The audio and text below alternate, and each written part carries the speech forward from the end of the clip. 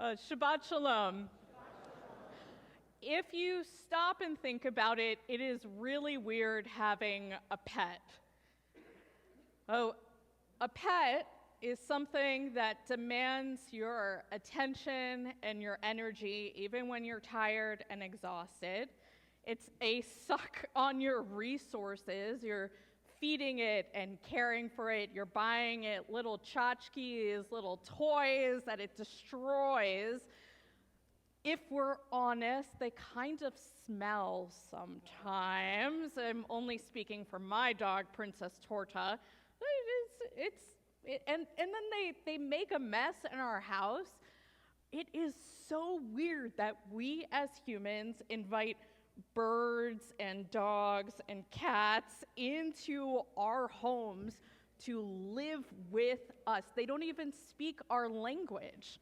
How are we supposed to communicate with each other?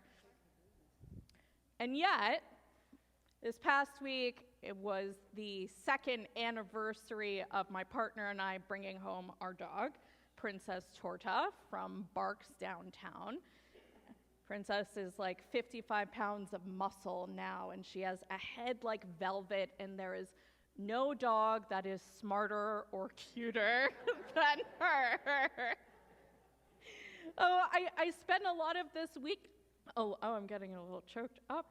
I spent a lot of this week thinking about, like, what does it mean for me as a human being to have this animal as part of my life? And the weirdest thing is, almost all of my conversations with congregants this week, whether it was visiting people in the hospital or at home or bar and bat mitzvah tutoring, conversion students, almost every conversation came back to pets in some way. And the way that pets, cats, dogs, birds, iguanas, that they become part of our spiritual life in a way that almost shocks us.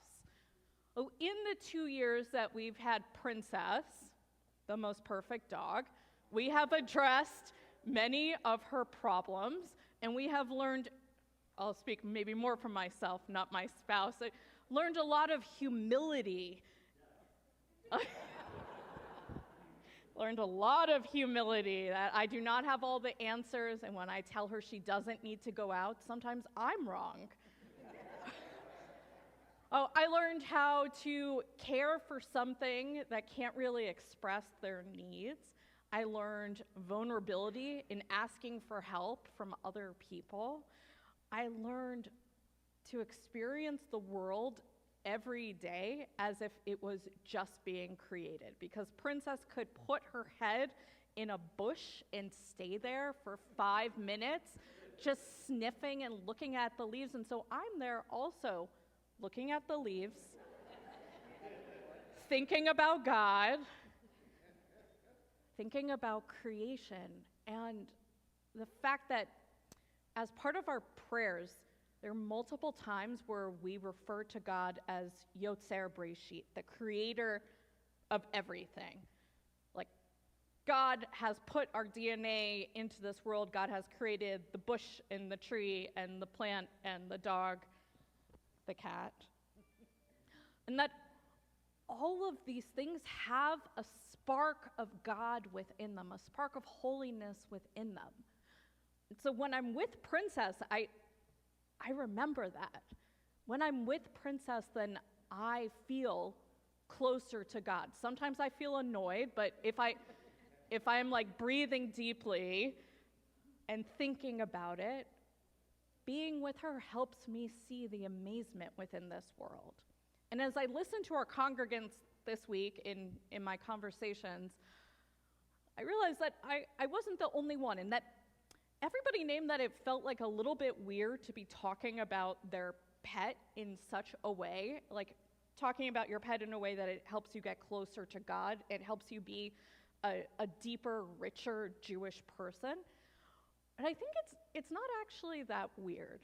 I don't think it's that weird. I think that our spiritual lives make up let's call it like a constellation. But within that constellation, within the different stars and fragments, we have going to Shabbat services at Bethel. Like, that is a big part of my spiritual life, and I think it's a big part of everybody's spiritual life who's here, because we're here. As part of my spiritual life in this constellation, I have studying Torah. I know I get deep spiritual nourishment from being engaged in Torah study. In my spiritual constellation, I also have my dog. Because I know that for myself, that this is something that helps me find God and meaning within the world. It might be for someone else in their spiritual constellation, they have golf. And maybe that experience of going up to the tee and looking out at all this grass and the holes and the sky, that brings you to a deeper level of spirituality. It could be that going to a Ravens game where you're with other people in a shared environment. It could be that that's part of your spiritual constellation. I want to invite us to not write these things off because they're not, it's not Jewish or they're not serious. No, if that's something that helps you find meaning in this world, embrace it. So I want to give everybody, or invite everyone, into a piece of spiritual homework for the high holidays. And you're going to do this, we are all going to do this homework after Shabbat. We're not going to do it, no work on Shabbat. After Shabbat, I'm going to get a little post-it note or an index card. And on it, I'm going to draw my spiritual constellation. What are the elements in my life that bring me awe and meaning, a deeper connection to God, a sense of there being a creator, a sense of hope? For me, it's not golf, but I'm going to write down, but I want to write down those things that are Jewish and those things that are not Jewish, but that are deep and important to me. And I want to take that piece of paper and I'm going to bring it with me on Rosh Hashanah and Yom Kippur, just 3 weeks away-ish. I'm going to bring it with me because as we go through the prayer services, we're going to continually crown God as sovereign. We're going to say, God, you are so good. You are so wonderful. Well, what does that mean to me? That's all about my constellation. That's all about what's on this sticky note. And I need that reminder when I'm in services so I don't lose myself, so I don't lose what's important to me.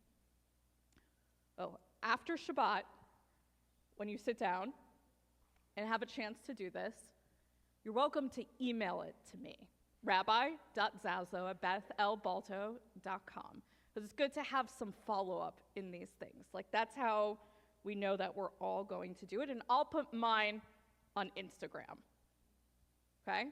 Can I have a thumbs up? If we can work on our, yeah, good, rock.